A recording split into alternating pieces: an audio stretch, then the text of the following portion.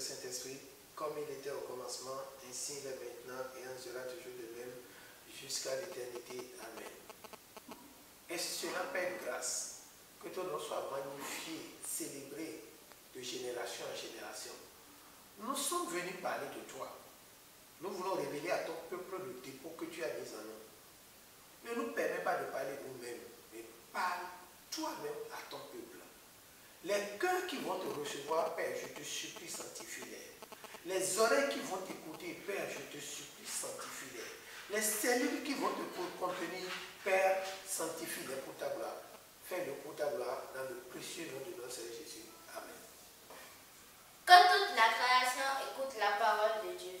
Humanité tout entière, viens au pied du maître pour ton instruction.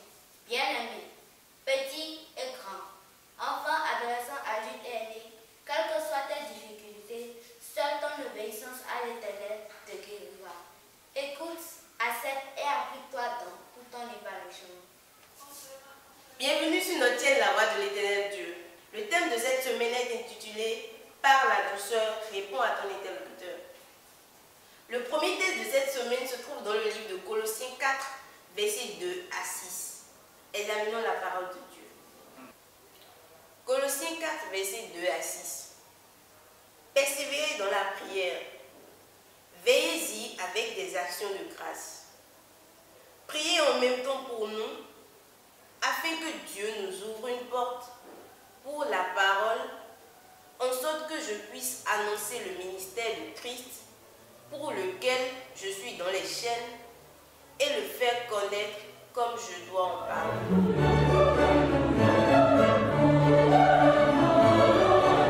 Chers parents, chers frères et amis, soyez les bienvenus à l'édition La Voix de l'Éternel Dieu sur la chaîne La Voix de l'Éternel Dieu, ou la chaîne sur laquelle Dieu change les cœurs par rapport à sa volonté.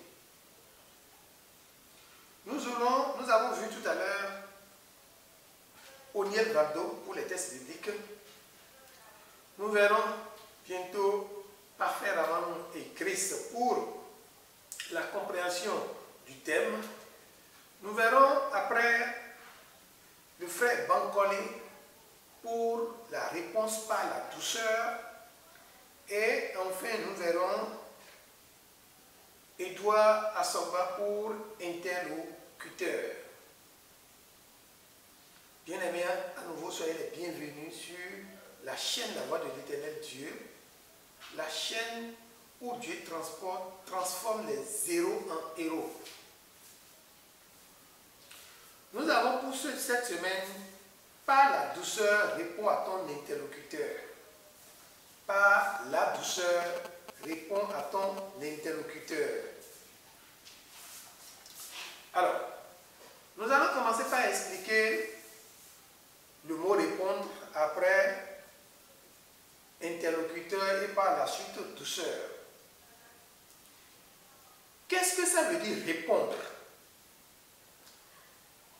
Répondre, c'est parler à quelqu'un. C'est communiquer avec quelqu'un.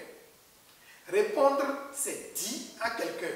Répondre, c'est faire savoir quelque chose à quelqu'un. Répondre, c'est faire connaître. Répondre, c'est informer quelqu'un de quelque chose. Répondre, c'est révéler à quelqu'un de quoi il s'agit. Répondre, c'est donner son avis, son point de vue. C'est aviser, avertir quelqu'un de ce qui se passe. Répondre également, c'est suggérer quelque chose à quelqu'un. Répondre, c'est proposer quelque chose à quelqu'un. Répondre, c'est satisfaire aux interrogations, aux questionnements d'une personne. Répondre, c'est s'adresser à quelqu'un. Nous allons voir dans Jérémie 11. Jérémie 1, versets 11 à 12. Dieu dit à Jérémie, que veux-tu? Et Jérémie a dit, j'ai répondu. J'ai vu une branche d'amandier. Et l'Éternel lui a dit, tu as bien vu, car je veille sur ma parole pour l'accomplir. Nous avons vu là ce que c'est que répondre.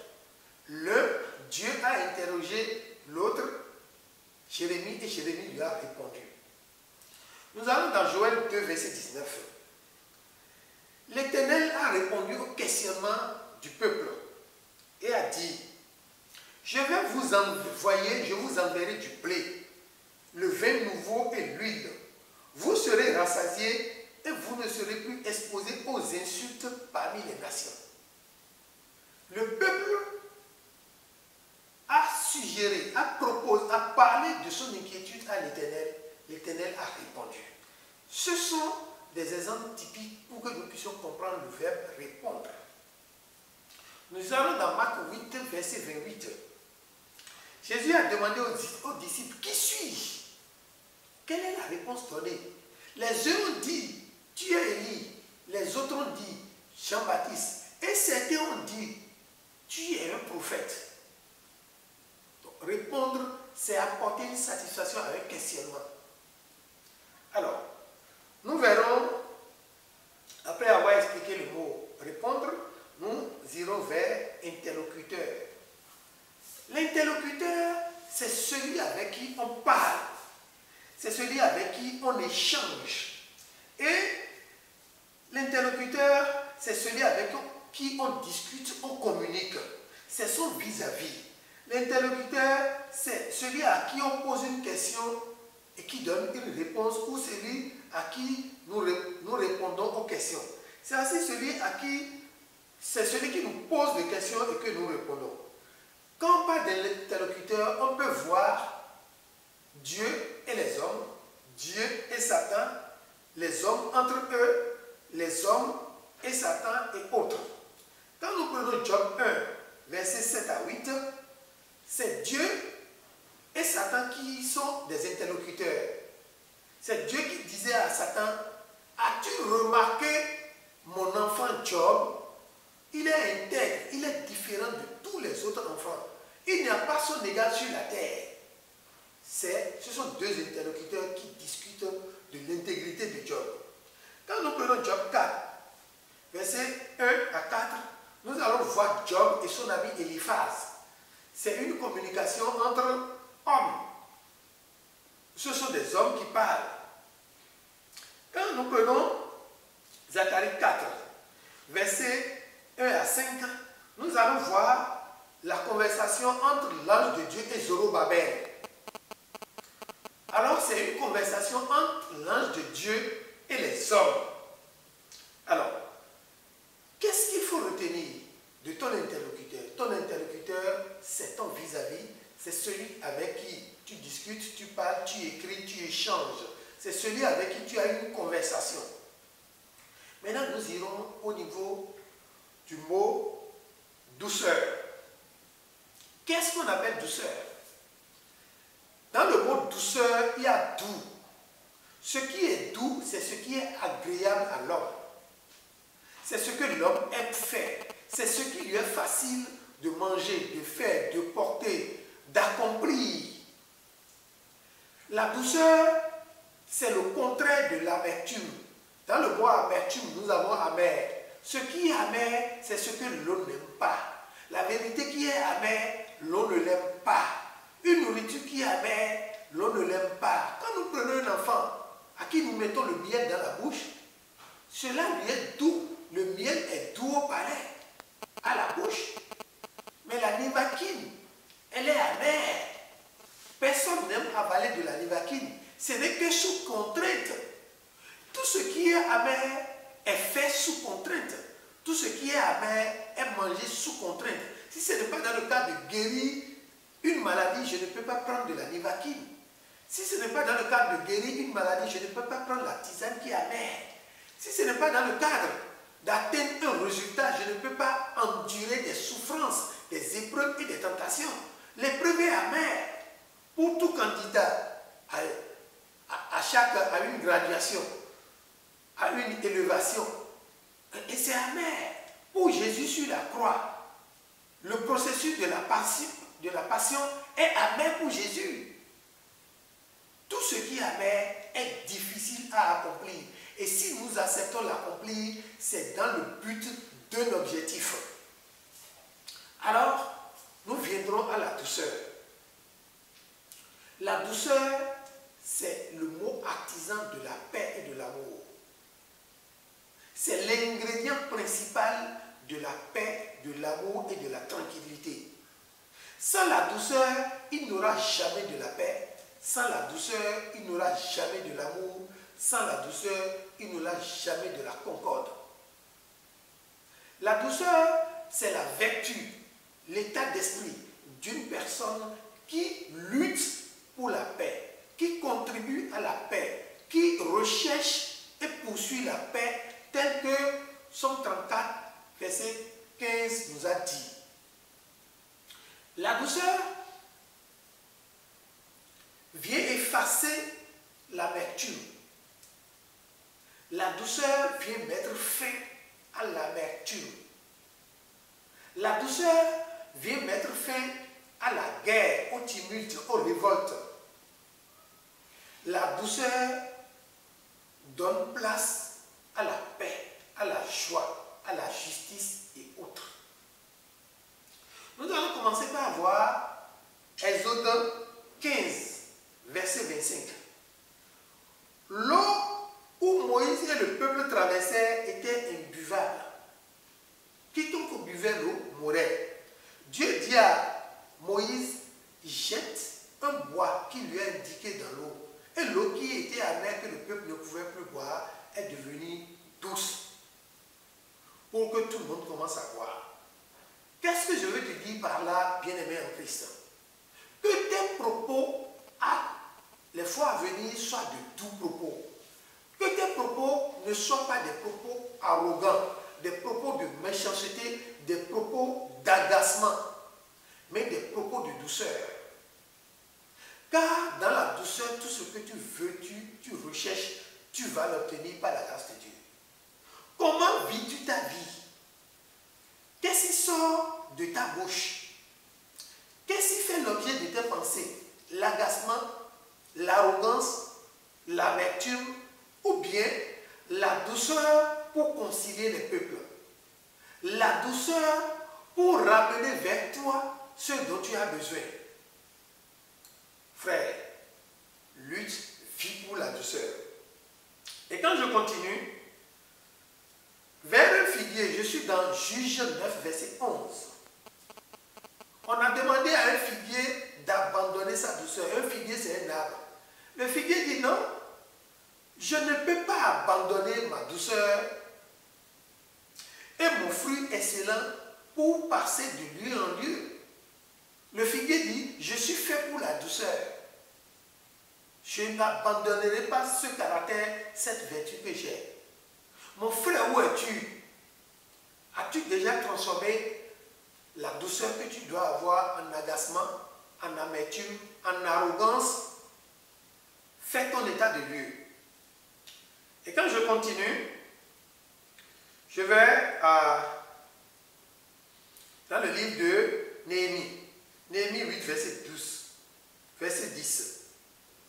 Il dit, ne bois pas les liqueurs douces. Parce que quand la liqueur est douce, boiras, ce que c'est que du cœur, c'est qu'elle va te saouler après. C'est de la métaphore. Je vais à Job. Job 15, verset 11. On dit, tu considères les significations, les insignifiantes consolidations de Dieu et les paroles que tu adresses avec douceur. Dieu t'adresse avec la parole avec douceur. Dieu te parle avec douceur. Pourquoi toi, tu ne parlerais pas avec douceur? Tout ce que tu veux auprès de quelqu'un, demande-le lui avec douceur. Et la douceur fait partie du fruit de l'esprit qui est l'amour. Le fruit de l'esprit, c'est l'amour. C'est ce que Galates 5, verset 22 nous a dit. Mais dans l'amour, il y a plusieurs ingrédients, il y a plusieurs quartiers, tels que la patience, la bénignité, la douceur. Alors, mon frère, quand je prends le psaume 45, verset 5, il dit, sois vainqueur, monte sur le char et défends la vérité, la douceur et la justice. Défends la vérité, la douceur et la justice. Ça veut dire, si tu n'as pas la douceur, tu n'es pas encore un enfant de Dieu. Dieu dit de vivre dans une douce intimité. Psaume 55, verset 15. Nous devons vivre dans une douce intimité. Et quand je prends Psaume 118, verset 103, le psalmiste David dit, tes paroles sont pour ma bouche d'une douceur incomparable. C'est comme le miel. Et quand je prends Proverbe 15, verset 1, une réponse douce calme la fureur, tandis qu'une parole dure augmente la colère. Qu'est-ce que ça veut dire? Celui qui parle avec douceur, celui qui agit avec douceur, celui qui a mis la douceur, c'est un sapeur-pompier qui éteint les feux allumés par l'aigreur, les feux allumés par l'arrogance, les feux allumés par la méchanceté. La douceur les éteint. Homme, femme, sois rempli de douceur pour être un faiseur de paix. L'homme au cœur sage est appelé intelligent, et la douceur de ses lèvres augmente sa force de persuasion. L'homme qui a amassé de la sagesse en lui, dans sa bouche, c'est un langage de douceur qu'il utilise. Et quand il te parle avec douceur, il te convainc mieux que quiconque. Quand il te parle avec douceur, il te permet de faire la différence entre ce que tu pensais, ce que tu as fait et ce que tu devrais faire. Il te ramène à la raison.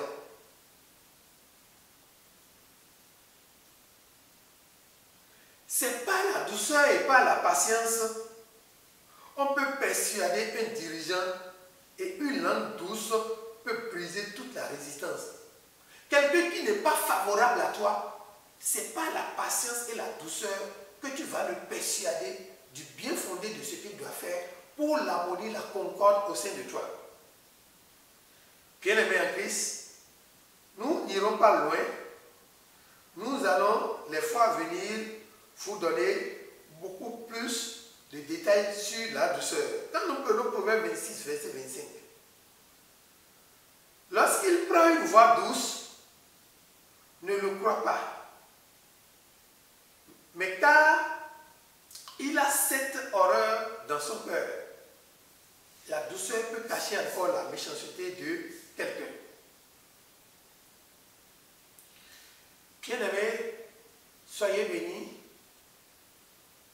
restez bénis, demeurez bénis. Bientôt, nous verrons la suite avec le frère Assoba Edouard qui nous parlera beaucoup plus de l'interlocuteur. Merci à vous. Thank you for watching this channel, The Voice of the Internal God. If you like this video, Don't forget to subscribe, comment, share in order to extend the gospel. God bless you.